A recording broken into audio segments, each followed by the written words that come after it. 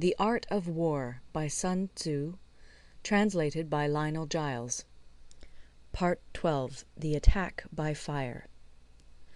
Sun Tzu said, "There are 5 ways of attacking with fire. The first is to burn soldiers in their camp. The second is to burn stores. The third is to burn baggage trains. The fourth is to burn arsenals and magazines. The fifth is to hurl dropping fire amongst the enemy." In order to carry out an attack, we must have means available. The material for raising fire should always be kept in readiness. There is a proper season for making attacks with fire, and special days for starting a conflagration. The proper season is when the weather is very dry. The special days are those when the moon is in the constellations of the Sieve, the Wall, the Wing, or the Crossbar, for these 4 are all days of rising wind. In attacking with fire, one should be prepared to meet 5 possible developments. 1. When fire breaks out inside to enemy's camp, respond at once with an attack from without. 2. If there is an outbreak of fire, but the enemy's soldiers remain quiet, bide your time and do not attack. 3. When the force of the flames has reached its height, follow it up with an attack, if that is practicable. If not, stay where you are. 4. If it is possible to make an assault with fire from without, do not wait for it to break out within, but deliver your attack at a favourable moment. 5. When you start a fire, be to windward of it. Do not attack from the leeward. A wind that rises in the daytime lasts long, but a night breeze soon falls. In every army, the 5 developments connected with fire must be known, the movements of the stars calculated, and a watch kept for the proper days. Hence, those who use fire as an aid to the attack show intelligence. Those who use water as an aid to the attack gain an accession of strength. By means of water, an enemy may be intercepted, but not robbed of all his belongings. Unhappy is the fate of one who tries to win his battles and succeed in his attacks without cultivating the spirit of enterprise, for the result is a waste of time and general stagnation. Hence the saying, "The enlightened ruler lays his plans well ahead. The good general cultivates his resources." Move not unless you see an advantage. Use not your troops unless there is something to be gained. Fight not unless the position is critical. No ruler should put troops into the field merely to gratify his own spleen. No general should fight a battle simply out of pique. If it is to your advantage, make a forward move. If not, stay where you are. Anger may in time change to gladness. Vexation may be succeeded by content. But a kingdom that has once been destroyed can never come again into being, nor can the dead ever be brought back to life. Hence the enlightened ruler is heedful, and the good general full of caution. This is the way to keep a country at peace and an army intact. End of Part 12. Part 13. The Use of Spies. Sun Tzu said, "Raising a host of 100,000 men and marching them great distances entails heavy loss on the people and a drain on the resources of the state. The daily expenditure will amount to 1,000 ounces of silver. There will be commotion at home and abroad, and men will drop down exhausted on the highways. As many as 700,000 families will be impeded in their labour. Hostile armies may feast each other for years, striving for the victory which is decided in a single day.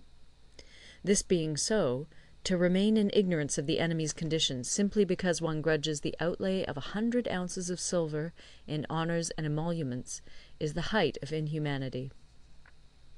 One who acts thus is no leader of men, no present help to his sovereign, no master of victory.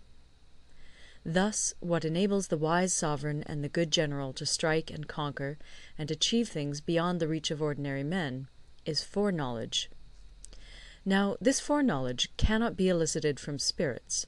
It cannot be obtained inductively from experience, nor by any deductive calculation. Knowledge of the enemy's dispositions can only be obtained from other men. Hence the use of spies, of whom there are 5 classes: 1. Local spies, 2. Inward spies, 3. Converted spies, 4. Doomed spies, 5. Surviving spies.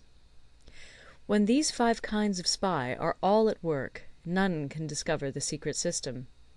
This is called divine manipulation of the threads. It is the sovereign's most precious faculty.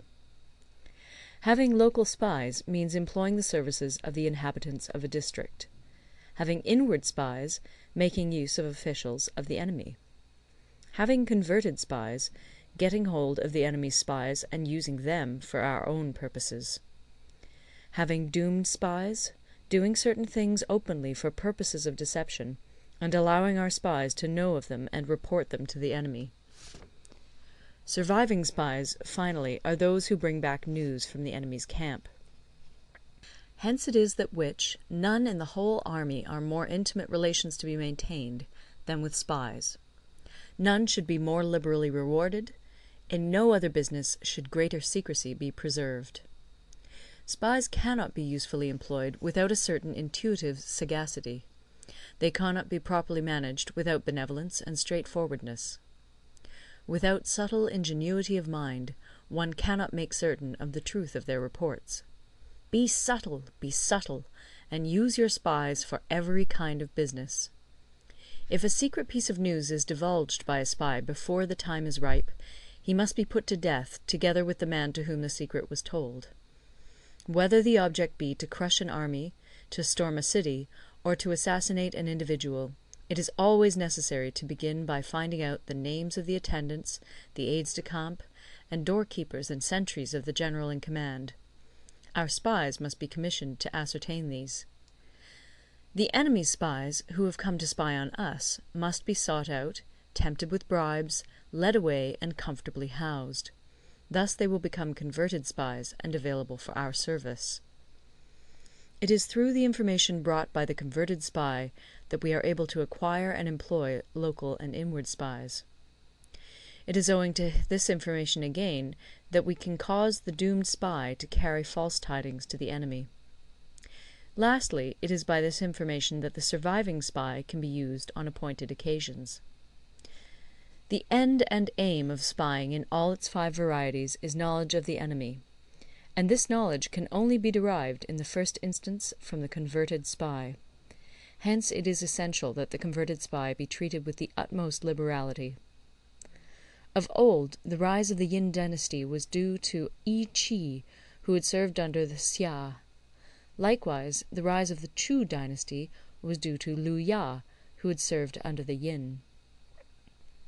Hence it is only the enlightened ruler and the wise general who will use the highest intelligence of the army for purposes of spying, and thereby they achieve great results.